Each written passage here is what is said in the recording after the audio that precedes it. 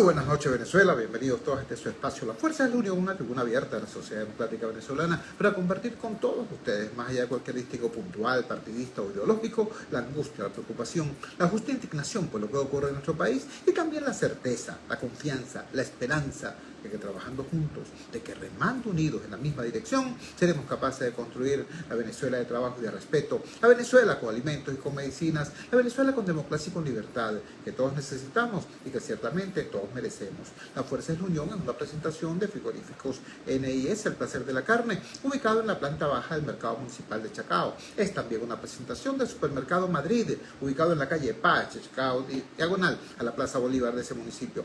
Bueno, queridos amigos, acabamos de presenciar, soportar una cadena electoral del señor presidente de la República. Ya tendremos tiempo para comentarlo. Sin embargo, nos interesa mucho más hablar de realidades y de realidades presentes.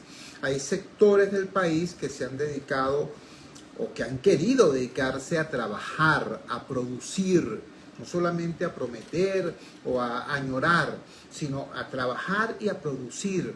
Esos sectores, han en ocasiones podido aprovechar nichos de oportunidades, en otras ocasiones han enfrentado severos problemas. Con ánimo, por cierto, muy proactivo, muy productivo, sin la búsqueda permanente de conflictos ni de confrontaciones. Por ejemplo, el sector de los industriales venezolanos ha intentado avanzar, con fortuna alterna. La actividad económica del sector industrial en el ejercicio del año 2023 descendió un 4%, 4 puntos tanto, de acuerdo a las cifras de la encuesta de coyuntura de Conindustria, uno de los estudios más serios que se hacen sobre el tema. Y de cara al año 2024, de cara al tiempo por venir, Conindustria ha venido haciendo un conjunto de planteamientos a los demás actores sociales, económicos y al gobierno nacional sobre qué debería hacerse para facilitar el incremento de la producción.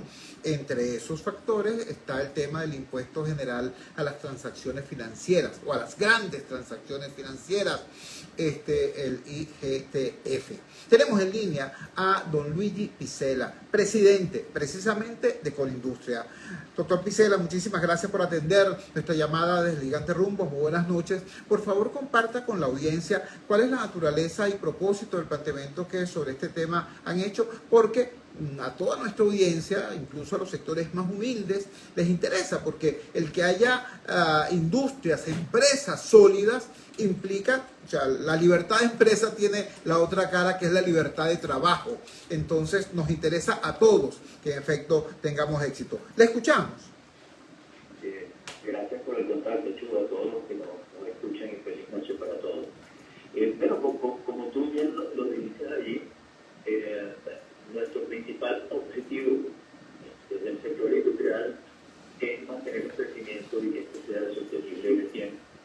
Ten en cuenta que tú bien mencionas, es muy importante para nosotros, porque ya de ahí sacamos cuáles son los factores que inciden de una u otra manera en la producción nacional, dónde estamos parados, qué sectores están bien, qué tipo de empresas, porque me refiero a tipo de empresas, que es pequeña, mediana o grande, necesita mayor cariño, como nosotros decimos, mayor atención.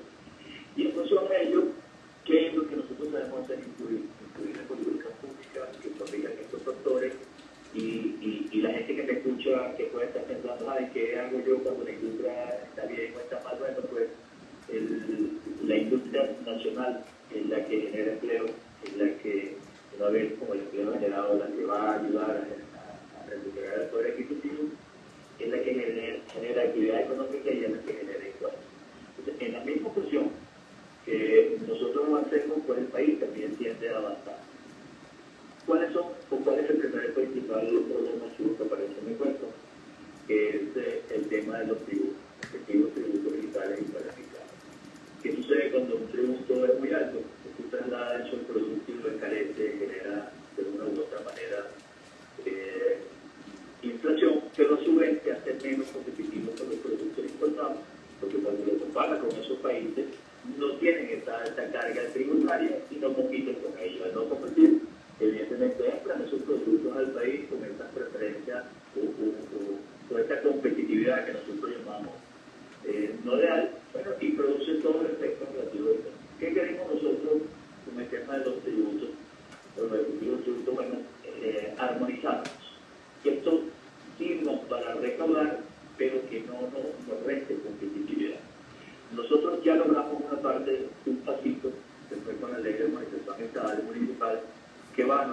a todas las alcaldías a nivel nacional y estableció un clasificador con el cual estamos identificados, me refiero al sector industrial, es perceptible todavía, hay trabajo que hacer, pero en principio ahí logramos un pasito. Después, se han escuchado ustedes el tema del ISF, lo que es el impuesto a las grandes transacciones financieras. Esta debería llamarse débito bancario, en el caso de lo que nosotros estamos pidiendo que se elimine, y es básicamente en bolívares, y esta lo retienen los bancos son lo que hacen esa parte de retener ese 2% que nos cobran, y muchas personas que me están escuchando dirán, pero a mí no me lo cobran, está dirigido a las personas jurídicas, es decir, a las empresas y contribuyentes. Este impuesto es el 2%, Chubo, y las personas que me escuchan, y entonces dirán, pero bueno, si es 2%, ¿por qué tanto alarma y por qué ustedes dicen que los perjudica? Bueno, porque es 2% en cada una de las operaciones y transacciones que se hagan, cada vez que pagan, cada vez que ven con el artículo, cada vez que lo cobran, y que tengan una transacción en el banco, ella te va a afectar el 2%. Y cuando tú lo sumas en la cadena productiva, cuando llega al final del producto, no te puede repercutir en aproximadamente un 12%. 12% que encarece el producto, 12% que lo paga el consumidor y 12% de incremento de precio, que eso en los países que nosotros competimos no existe. Entonces, más o menos, eso es lo que se refiere a la IGT en particular y a otros impuestos que también estamos solicitando, de que estos se armonicen de manera tal de que nos hagan más competitivos. Doctor Picela, queremos agradecerle altamente que nos haya regalado estos minutos y que haya dejado muy en claro a nuestra audiencia de qué se trata el planteamiento de Conindustria en relación al impuesto a las grandes transacciones financieras, que termina siendo en realidad un impuesto genérico, pues se lo están cobrando todo el mundo, a las grandes, a las pequeñas, a las medianas y a las muy pequeñas incluso, y que en el caso de las empresas afecta a toda la cadena de producción y termina representando hasta un 12% de incremento en el precio final. Muchísimas gracias y buenas noches. Sí, feliz noche y muchas gracias por el contacto. Luigi Picela, presidente de Conindustria, explicando, compartiendo con nosotros el planteamiento de los industriales venezolanos. Repito, subrayo, aclaro, los industriales venezolanos, no estoy hablando de los industriales de izquierda, de derecha, gobierneros, opositores, no. Un gremio que, sobre todo en los últimos tiempos, se ha comportado con extremo cuidado y extrema moderación porque, como bien lo ha dicho el propio Picela, ellos están representando no a un sector político, sino a los industriales, a los trabajadores que laboran esas industrias, a las familias que dependen del salario de esos trabajadores y en consecuencia están comprometidos con la búsqueda de la viabilidad, de la sostenibilidad, del éxito de las empresas que quedan en nuestro país. ¿Por qué abrimos hoy, 27 de febrero, con esta entrevista? Bueno, porque nos interesa mucho subrayar que hoy, a 35 años del Caracazo, no están solventados ninguno de los problemas que ocasionaron aquella irrupción, ¿no? Que por el contrario, esos problemas se han visto agravados y que el agravamiento de tales problemas afectan no solamente al débil social, no solamente al débil jurídico, no solamente al débil económico, nos afectan a todos, porque a lo largo de estos 35 años y sobre todo de los últimos 25 años, se han producido cambios. Y esos cambios han sido en su inmensa mayoría para mal. En el año 1989, la pobreza estaba por el orden del 36%.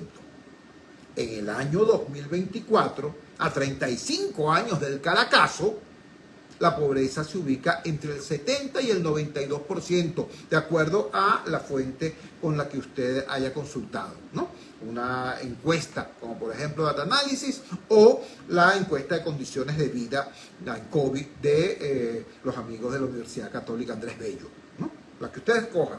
Pero en el mejor de los casos, la pobreza hoy más que duplica el registro de 1989. Eso en el caso del tema de la pobreza ubicada en forma genérica. Hablemos de datos más concretos, más precisos. El salario mínimo.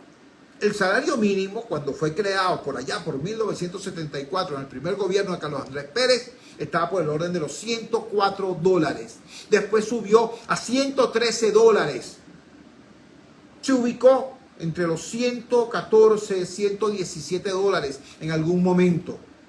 Hoy, después de a 35 años del Caracazo y a 25 años de la llegada de Hugo Chávez al poder, el salario mínimo está en menos de $4. Cuéntame. El precio de la gasolina, sí, hablemos del precio de la gasolina, que fue precisamente lo que detonó la crisis de 1989, lo que detonó el mal llamado Caracazo, porque no se circunscribió lo ocurrido únicamente a los límites de la ciudad capital. Ocurrió en se originó en Guarenas, se contagió Caracas y buena parte de las ciudades de la faja norte costera del país también fueron escenario de saqueos y violencia. El precio de la gasolina. Chicos, resulta que se incrementaron 25 céntimos de bolívar en el costo del litro. ¿Ves? Hoy hacemos colas para ver si logramos el privilegio de comprar la gasolina a $0.50. Eso es lo que está ocurriendo hoy. ¿Tú me entiendes? Y repito, en el caso de los caraqueños, están pagando la gasolina a ese precio. En el caso de todo el resto del país, ya quisieran pagarle ese precio. Tienen que hacer colas inmensas para ver si logran pagarle ese precio. Porque lo que con más frecuencia ocurre es que tienen que comprársela a los traficantes o a los pimpineros, ¿no? A $1, a $2, a más de $3 el litro. ¿Me comparas entonces lo que ocurrió hace 35 años con lo que está pasando ahora? Yo les digo, o sea, de verdad, con mucho respeto, porque el objetivo de este programa no es hacer propaganda, sino es promover la reflexión. Pero a mí particularmente me indignó de la cadena que gracias a Dios terminó a las 8 y permitió de esa manera que nuestro programa se produjera. Me indignó como el señor Maduro Moros, el señor de los apellidos Maduro Moros, todo el mundo tiene apellido aunque sea uno solo, ¿ok? Entonces yo no entiendo ese tema de los apellidos. El señor de los apellidos, el señor Maduro Moros, arranca su cadena haciendo una demagogia tristísima, precisamente con el 27 de febrero, precisamente con el Caracazo, diciendo una vez más, repitiendo una vez más la mentira de que supuestamente el Caracazo fue una respuesta del país, del pueblo, de los pobres frente al Fondo Monetario Internacional y frente a un paquete neoliberal. Mira, Nicolás, no ha habido paquete más sin misericordia que el tuyo. No ha habido paquete más brutal que el tuyo. No ha habido paquete más desastroso en sus consecuencias y en sus efectos que el tuyo. Podemos hablarlo, podemos conversarlo, podemos debatirlo. Porque, por ejemplo, el paquete de Pérez, que tuvo ciertamente muchísimos problemas no en su diseño técnico, pero sí en su implementación política y en la falta de sensibilidad social para promoverlo, para justificarlo. Eso es absolutamente cierto. Pero ese paquete tenía un conjunto de medidas en su entorno para facilitar, ¿no?, el que fuera absorbido ese impacto sobre todo por los más pobres. Cuando Pérez implementa su paquete, en este país había sindicatos, ¿me entiendes?, que había sindicatos autónomos que tenían contratos colectivos y los contratos colectivos se cumplían, ¿no? Y existía la seguridad social, ¿tú me entiendes? Y el salario mínimo estaba por encima de los $100. Todo eso ocurría cuando el paquete de Pérez, el paquete que Pérez anunció, porque ni siquiera llegó a aplicarlo. En cambio, el paquete de Maduro es un paquete con reglamento ONAPRE, es decir, es un paquete que se aplica de manera inmisericordia y además le retira a los trabajadores los instrumentos para poder resistir el castigo. Le quita a los trabajadores el derecho a la contratación colectiva, le quita a los trabajadores reivindicaciones logradas tras 50, 40, 30, 20 años de lucha, convierte al salario mínimo en una comiquita. No es que el salario mínimo sea malo, sea bueno, sea alto, sea bajo. No, es que destruyó el salario. Compárame, pues, el paquete de Maduro con el paquete de Pérez. Vamos a darle. Seamos serios. Por eso es que indigna que el señor de los apellidos, el señor Maduro Moros, esté haciendo politiquería con los muertos del 27 de febrero, con las víctimas del Caracazo, con la sangre derramada. ¿Sabes por qué además da más indignación todo eso?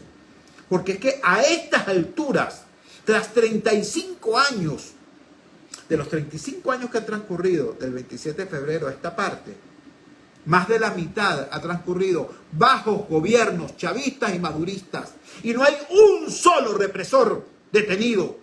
No hay un solo represor preso, enjuiciado, castigado por los hechos del 27 de febrero. ¿Y saben por qué? Porque buena parte de los represores del 27 de febrero ahora son funcionarios de la revolución. ¿Qué te puedo decir? Entonces, repito, yo creo que es demasiado importante que por respeto a las víctimas, por respeto a la memoria de las víctimas, al sufrimiento de las familias, al sufrimiento de la familia, de la gran familia venezolana, se tenga un poquito de comedimiento. ¿Ves? El resto de la cadena, para los que tuvieron la paciencia y la desgracia de escucharla, yo la escuché, no por gusto, es mi trabajo. ¿Qué te puedo decir? ¿Ustedes recuerdan, alguno de ustedes recuerda lo que era el cuento aquel de las 3R, de las 3R al revés, de las 3R al cuadrado? No, ¿verdad? ¿Ustedes recuerdan cuáles eran los 8 motores de la revolución? No, ¿verdad? Y claro que no tienen por qué recordarlo, porque todo eso era paja.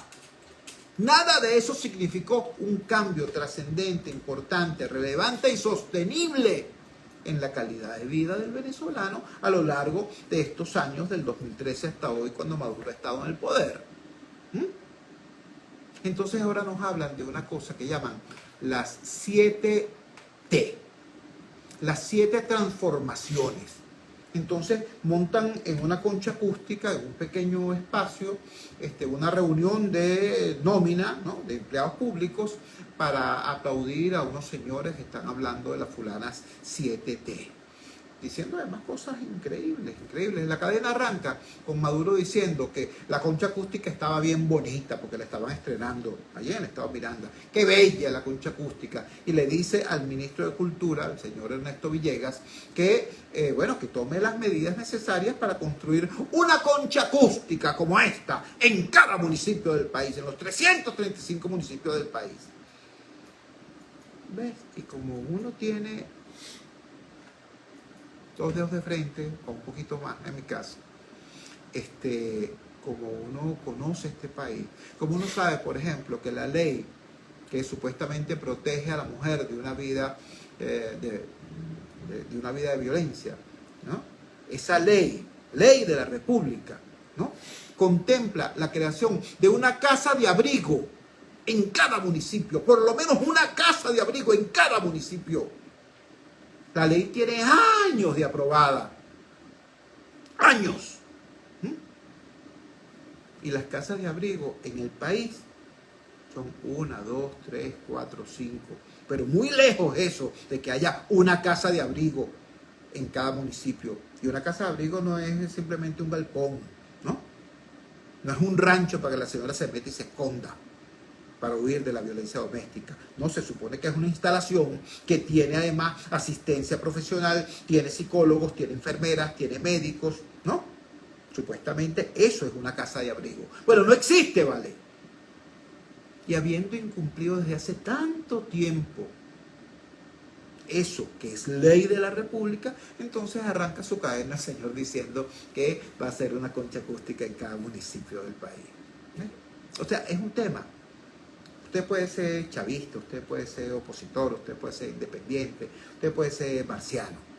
Pero, chico, si uno tiene respeto por uno mismo, uno dice, vale, por el amor de Dios, respeta al país, respeta a tus interlocutores, respeta a quien te está oyendo. ¿Entiendes? Después siguió un largo rosario de las fulanas 7T, las 7 transformaciones. La cual, más increíble, salió una señora hablando de una cosa llamada ecosocialismo, que dice que está orgullosísima de eso porque eso es, bueno, de Venezuela para el mundo, el nuevo descubrimiento. Papá, este es el mismo país que está destrozando la Amazonía.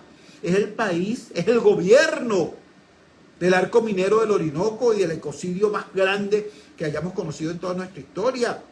Es el mismo país donde Petróleos de Venezuela, la que alguna vez fue una de las 4 empresas petroleras más importantes del mundo y con protocolos de seguridad más avanzados del planeta, bueno, hoy Petróleos de Venezuela es un factor contaminante que desde el lago de Maracaibo hasta los ríos de Monagas, prácticamente todos esos cursos de agua y todas esas playas, con una frecuencia desgraciadamente altísima, están siendo contaminados. ¿Por qué? Por el gobierno, mano.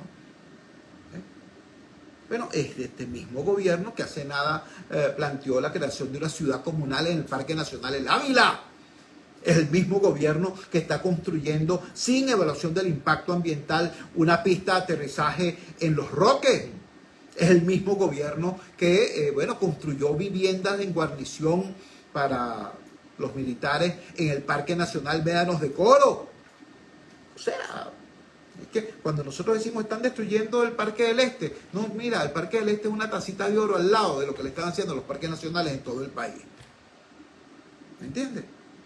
Bueno, ¿saben ustedes cómo se llama tanta desgracia? Se llama ecosocialismo. De eso nos están hablando en la cadena. De eso. Finalmente, ya para finalizar la cadena, sale un ciudadano que tiene 30 años de nacionalizado venezolano, pero que antes estuvo como residente y antes estuvo con visa de turista, es decir, que tiene aquí más de 50 años, y así él mismo lo decía.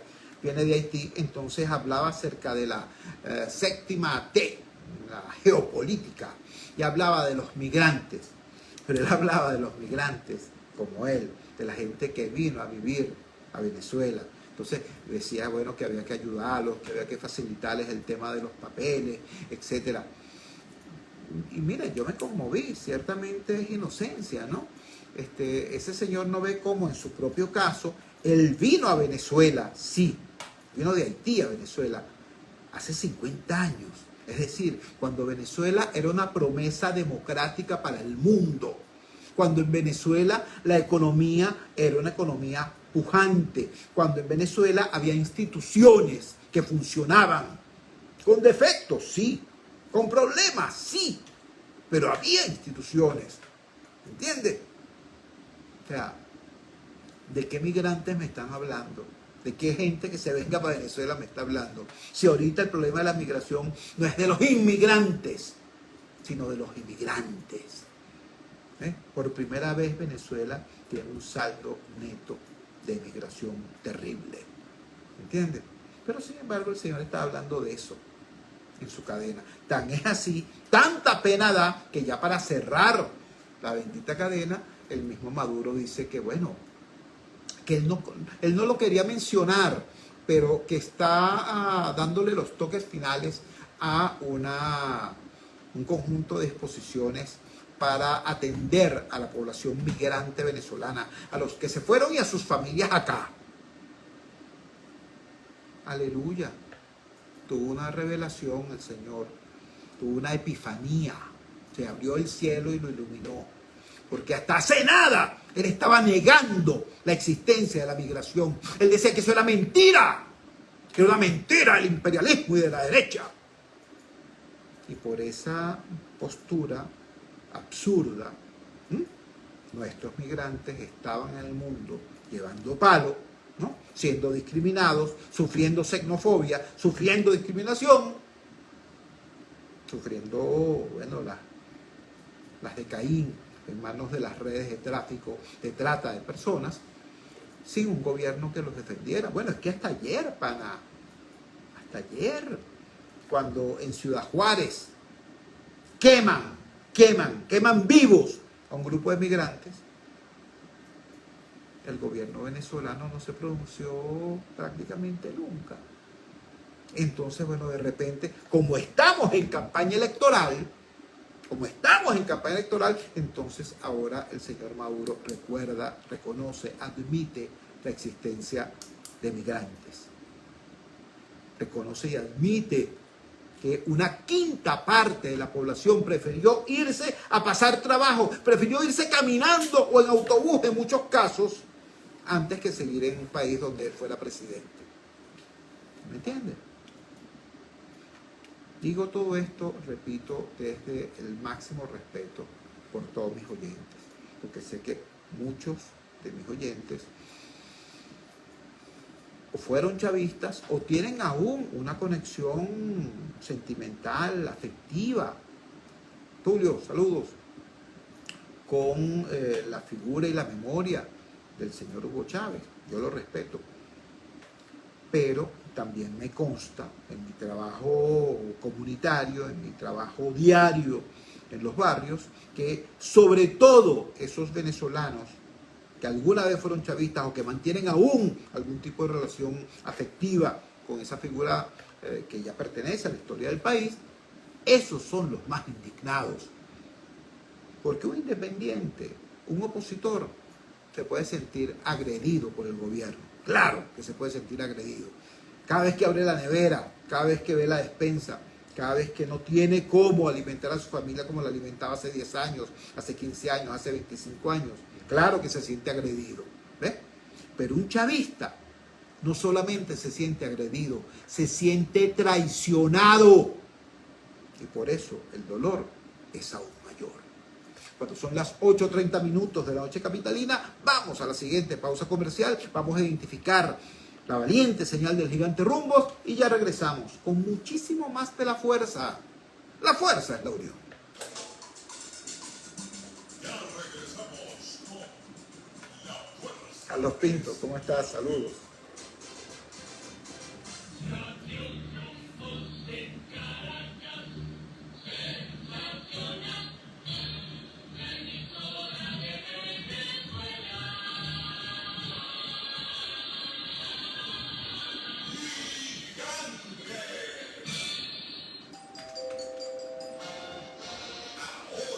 El gigante Rumbos les estará llevando la reposición de Notirumbos, el periódico impreso en la radio, a partir de las 12 de la medianoche.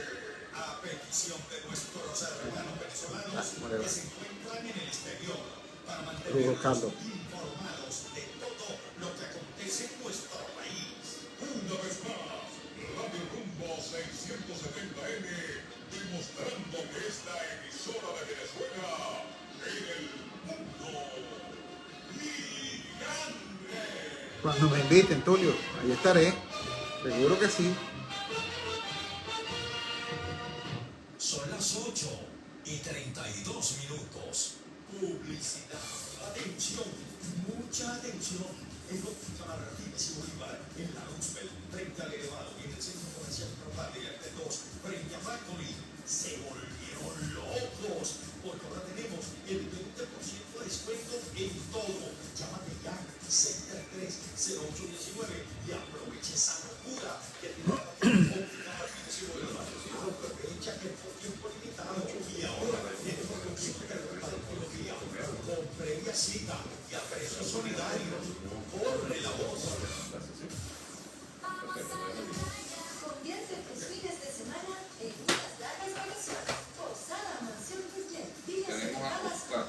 Perfecto. Aire acondicionado. Disfruta de nuestra hermosa piscina abierta las 24 horas. Posada Mansión Narjet, en el mismo Caribe de Boca de Chile, a solo 2 horas y media de Caracas. Te esperamos los 365 días del año. Reservaciones por los teléfonos 0414-303-2476 y 0414-131-3998. Síguenos, @tu Posada Mansión Narjet. Son las 8:33.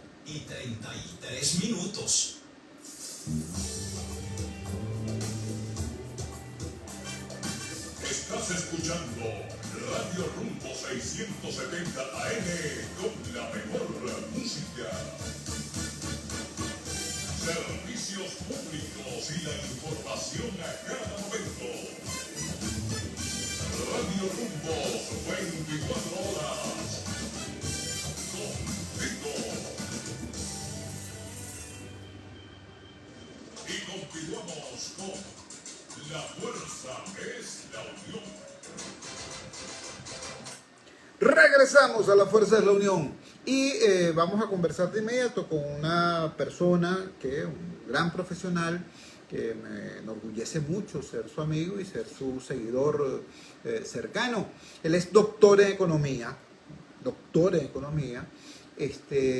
pero además de que es doctor en economía, es una persona que tiene una cercanía y una vivencia cotidiana de lo popular, de la lucha de los trabajadores y de la lucha de los ciudadanos. Me refiero al doctor Oscar Mesa. Oscar Mesa es el constructor y referente fundamental del CENDA, el Centro de Documentación y Análisis de los Trabajadores, adscrito a la Federación Venezolana de Maestros. Quise consultarle a él porque no hay mejor manera de ubicar estos 35 años del Caracazo que viendo los indicadores. O sea, ¿qué era el salario mínimo hace 35 años y qué es hoy? ¿Cuál era el precio de la gasolina hace 35 años y cuál es ahora?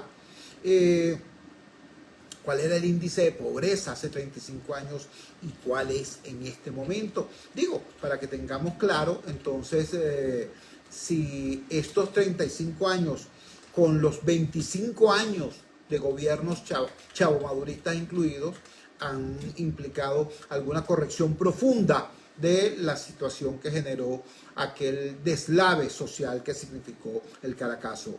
Oscar, muchísimas gracias, hermano, por atender nuestra llamada. Sé que tienes una afección respiratoria que te ha impedido atender unas cuantas entrevistas el día de hoy, por eso valoro mucho esta deferencia que tienes para con la audiencia de Radio Rumbo. Buenas noches, hermano. Danos tu visión. Estos 35 años, ¿qué significan desde el punto de vista económico para el venezolano de a pie? Te escuchamos.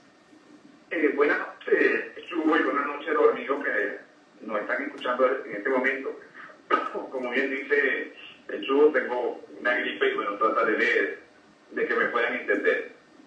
Mira, efectivamente, yo hoy publiqué un gráfico para comparar cuáles eran los montos del salario mínimo de hace 50 años, que se cumple ahora en mayo, cuando se decretó por primera vez el salario mínimo por parte del presidente Carlos Andrés Pérez en 450 bolívares, que al tipo de cambio de 4.30, que era el tipo de cambio fijo que había, significaban $104.65. Así comenzamos, digamos, esta historia del salario mínimo formalmente. En 1989 el salario mínimo se ubicó en $118.25. 35 años más tarde, el salario mínimo vigente actualmente de 130 bolívares es equivalente a $3.38 mensuales.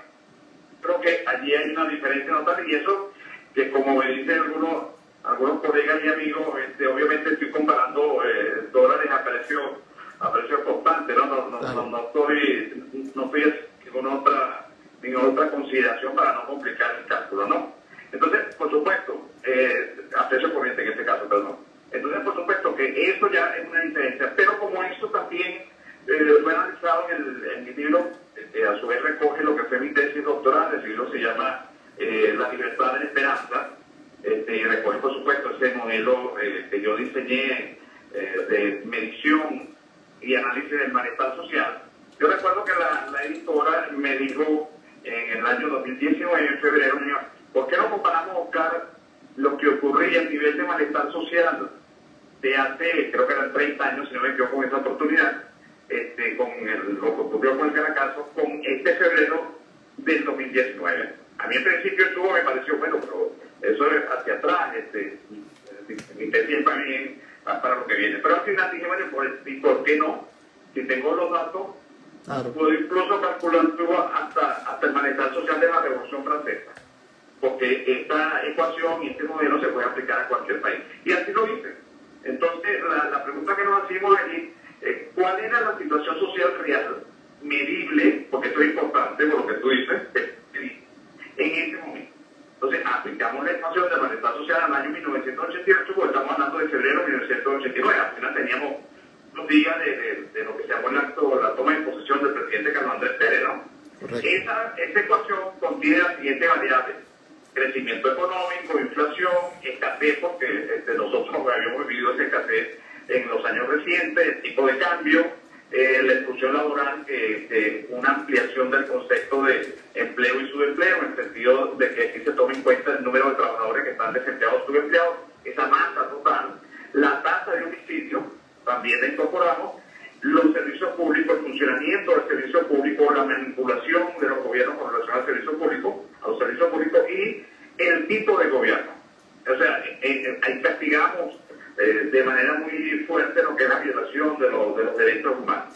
Para resolver esta ecuación tomamos datos de distintas fuentes, el Banco Central, el Banco Mundial, el PIB, etcétera, y el desarrollo, la solución matemática de esa ecuación se ubicó en 0,17, el índice de malestar social de febrero de 1989, en una escala de 0 a 5, ¿no?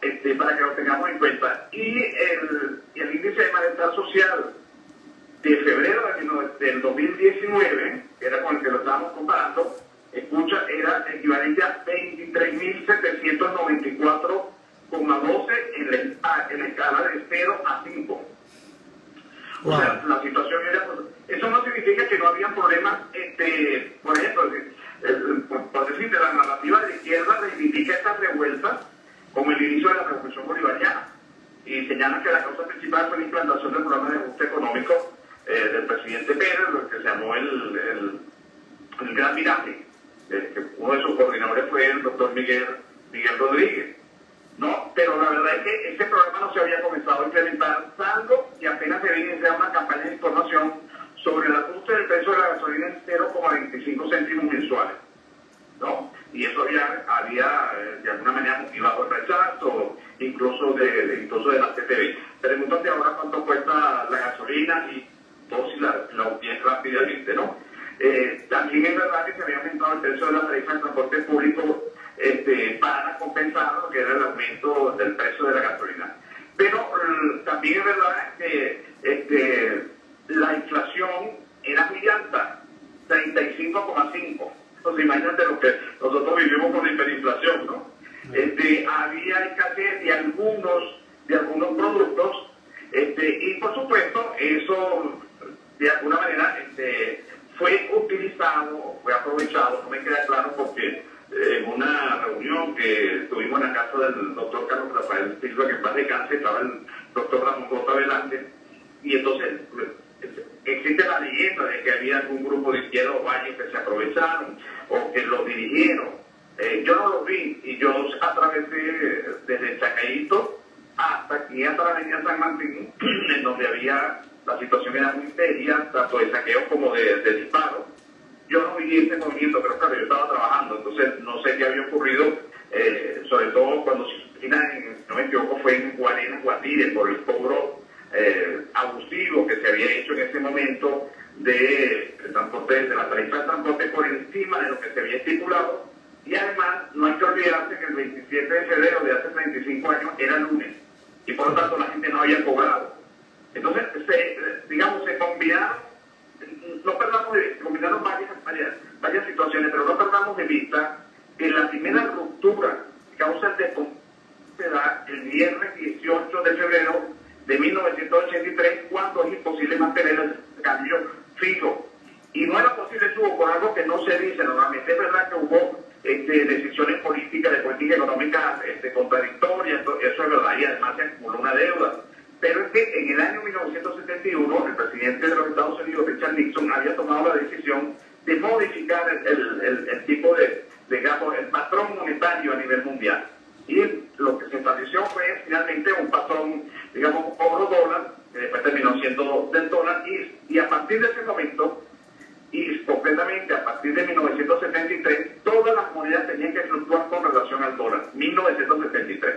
Era por lo tanto imposible, aunque fuéramos un país petrolero, con ingresos petroleros, que mantuviéramos durante 10 años, como lo mantuvimos, un tipo de cambio fijo, cuando en todo el mundo las monedas explotando. Eso no se dice, pero es una de las cosas importantes, porque además, como se sabe también, el aumento de la tasa de interés en la década de los años 80 causó todo aquel problema de la deuda en la que se vio envuelto por desde inició este proceso fue México en el año 82, y luego, por supuesto, nosotros tampoco sabíamos en el país cuándo se debía, pero los acreedores los que nos dijeron, porque todos somos irresponsables en Venezuela. No, porque también había petrodólares que los bancos tenían y que tenían que colocar, digo, para que la historia sea un poco más objetiva, pero eso llevó, por supuesto, que se ofrecían créditos los bancos más importantes del mundo, porque tenían que darle salida a esos petrodólares, que era como consecuencia del aumento del precio del petróleo, entre otras por la caída, el derrocamiento del Shah de Irán, la sustitución por los ayatolás, y todo eso para los países petroleros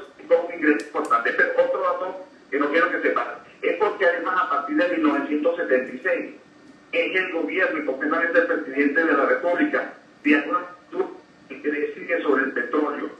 Antes de eso tuvimos 20 años de estabilidad de precios de 1951 a 1971.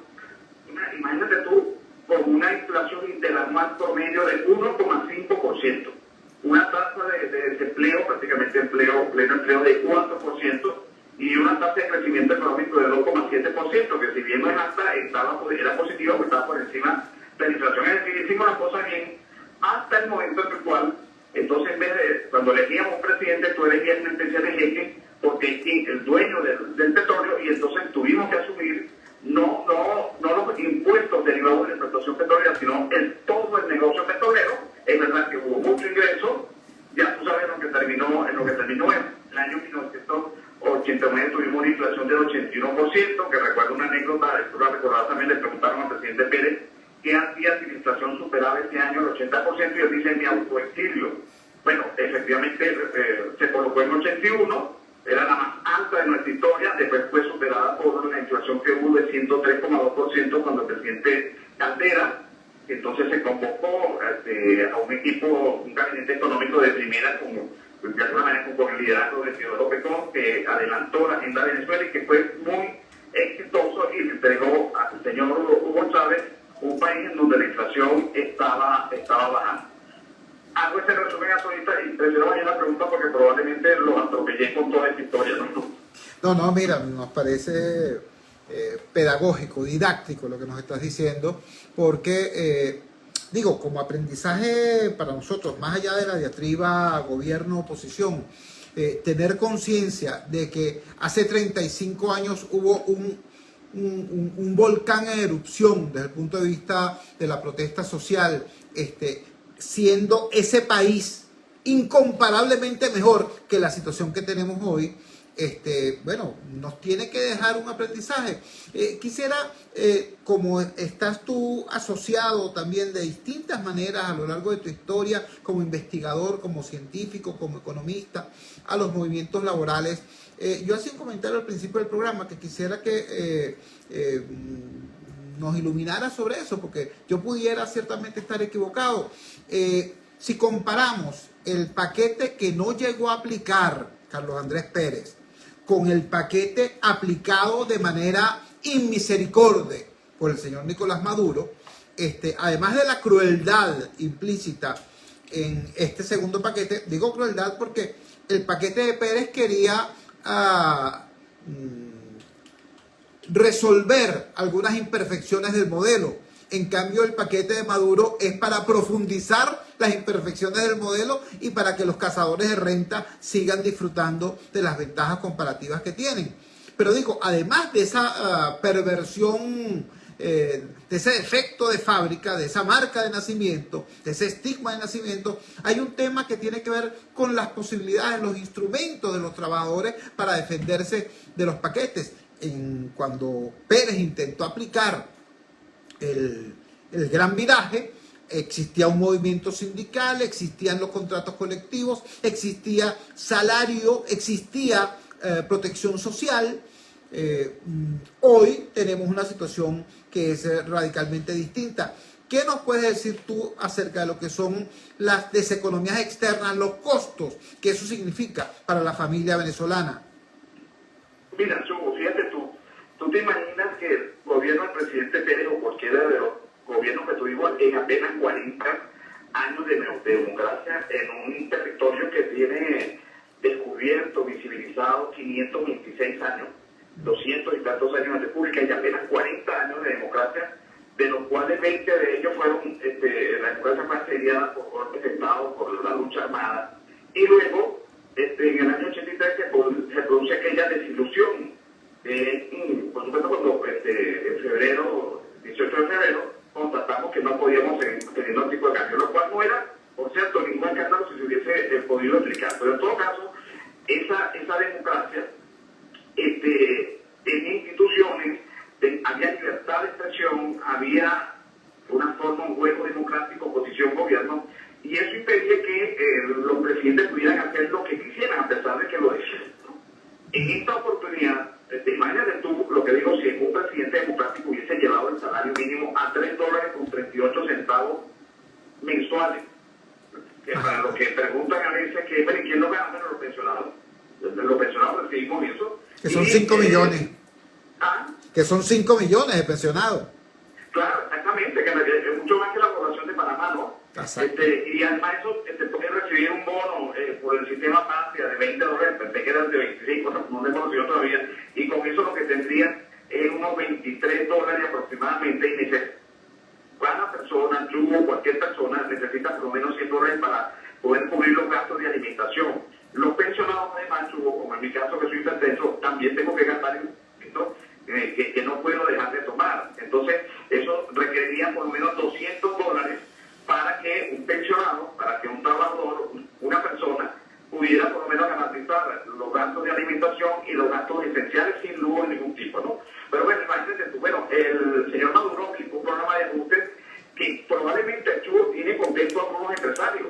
Algunos empresarios están contentos con esta gran maquila en la que han convertido a Venezuela, en la cual te pueden pagar un bono de $150, pero las prestaciones sociales se hacen con cargo al salario mínimo, y aún con eso los empresarios, algunos empresarios están diciendo que todavía tienen, es pesado, porque el pasivo laboral, si ese pasivo laboral fue licuado por la hiperinflación, ¿no? Y además de ello, los trabajadores están en un estado de indefensión, porque los sindicatos, ya tú sabes cómo son, los dirigentes sindicales son encarcelados, los contratos colectivos han sido, sobre todo con el gobierno, han sido congelados, y la Inspectoría del Trabajo prácticamente no recoge los intereses de los trabajadores. En aquellos años, hace 35 años, había oposición, había medios de comunicación y había un programa que se llamaba Radio Rochela, que más allá de eso, que pues también podía ser la ridiculización de las instituciones nuestras, pues te permitía la libertad de expresión, y había periódicos y periodistas, que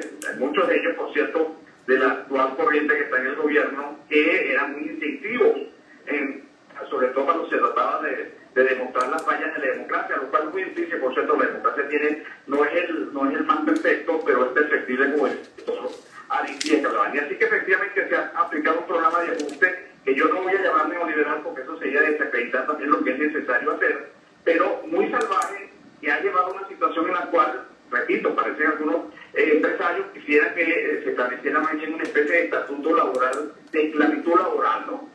Por lo que uno les ve solicitando, y además algunos de ellos muy contentos con el gobierno, porque es que creo, Chugo, que nunca en su vida los empresarios venezolanos imaginaron tener un paraíso laboral como el que nosotros tenemos en este momento, en el cual disponen de una masa trabajadora a la que le puede pagar lo que tú quieras, sin mayor costo, a pesar de todo lo que ellos dicen, que hay que seguir reduciendo los costos laborales, que no tienen mayor incidencia. Si tú comparas que este es un país que no tiene ni crédito, que los servicios públicos no funcionan, el metro no funciona, que funcionaba también hace 25 años, por cierto, que había electricidad, que había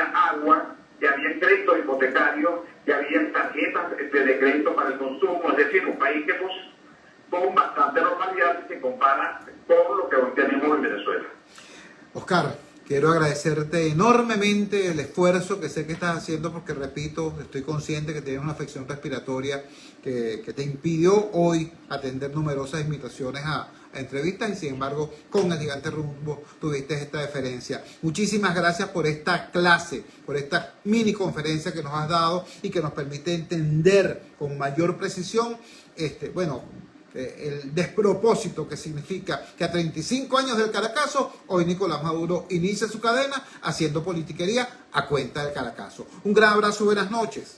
Un placer, hecho, y saludos a todos los compañeros que me han escuchado y los amigos. Era Oscar Mesa, el doctor en economía Oscar Mesa, director del Centro de Documentación y Análisis de los Trabajadores adscrito a la Federación Venezolana de Maestros. Además de que hoy se cumplen los 35 años del Caracazo, hoy es el Día Mundial de las ONG, el Día Internacional de las Organizaciones No Gubernamentales. Me importa mucho esto porque resulta que precisamente el Caracazo fue la génesis de una de las organizaciones no gubernamentales más prestigiosas de nuestro país en materia de defensa de derechos humanos, que es COFAVIC, el Comité de Familiares de las Víctimas. Los colegas míos de Runrunes, del portal Runrunes, publicaron hoy esta nota.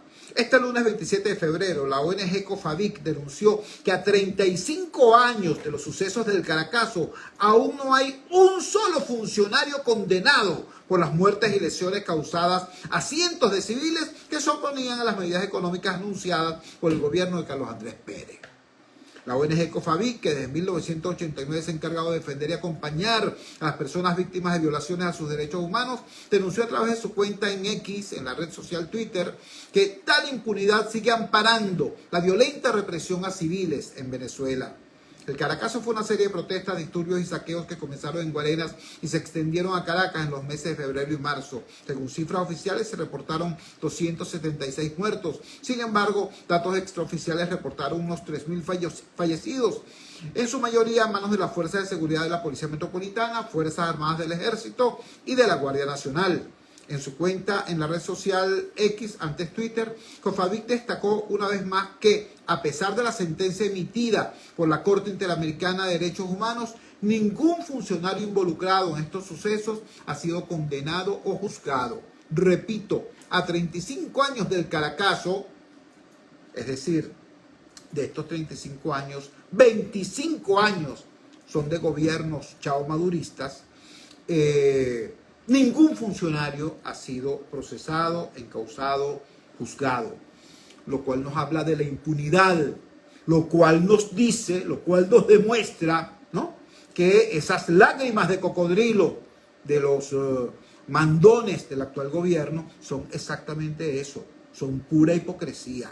Si ellos tuvieran un mínimo de respeto por el dolor de las víctimas, un mínimo de respeto por el dolor de los familiares de las víctimas del Caracazo, en vez de estar haciendo politiquería barata con esa triste efemérides, estuvieran investigando, enjuiciando, castigando a los represores. Pero ¿qué es lo que pasa? Que algunos, para no decir muchos, de esos mismos represores, resulta que son funcionarios, pues, de la revolución. ¿Qué te puedo decir? Saludando entonces a nuestros amigos de COFAVIC, felicitándolos en este nuevo aniversario, agradeciendo todo lo que hacen Liliana Ortega, su lideresa y todos los demás integrantes de ese equipo espectacular, y a todos los integrantes de las organizaciones no gubernamentales en nuestro país, felicitando a quienes desde el tercer sector, desde la sociedad civil organizada, hacen lo que pueden hacer y a veces mucho más de lo que pueden hacer por Venezuela. También dándole nuestra palabra de respeto y solidaridad a las víctimas del Caracazo y a sus familiares, levantando la bandera de la defensa de los derechos humanos. Debo informar que en la cuenta de Instagram de Alexis Rendón, quien es integrante de la ONG Laboratorio de Paz, se está convocando para mañana a las 11 de la mañana a una concentración pacífica en los alrededores del Helicoide, en solidaridad con Rocío San Miguel y con todos los presos políticos venezolanos. El llamado es a hacerse presente en paz, con una camisa blanca, con una prenda blanca, dándole de esta manera testimonio de solidaridad a Rocío San Miguel y a, repito, todos los presos políticos venezolanos. De esta manera terminamos nuestro programa en la noche de hoy. Trabajamos para ustedes en la presidencia del Gigante Rumbos, la doctora Elsa Siciliano. Al frente de los controles estuvo, como de costumbre, Luis Salazar. Habló para ustedes su amigo, comunicador popular, activista social, ciudadano en lucha por la democracia y por la libertad, Jesús Choto Realba. Ahora más que nunca, fuerza Venezuela, porque la fuerza es la unión. La fuerza de la unión fue la presentación de frigoríficos N&S, el placer de la carne, ubicado en la planta baja del mercado municipal de Chacao. Es también una presentación de Supermercado Madrid, ubicado en la calle Páez de Chacao, diagonal a la Plaza Bolívar de ese municipio. Cuídense muchísimo. Nos encontramos mañana a las 8 de la noche en la valiente señal del Gigante Rumbos, si Dios quiere. Chulo Torrealba, la fuerza es la unión.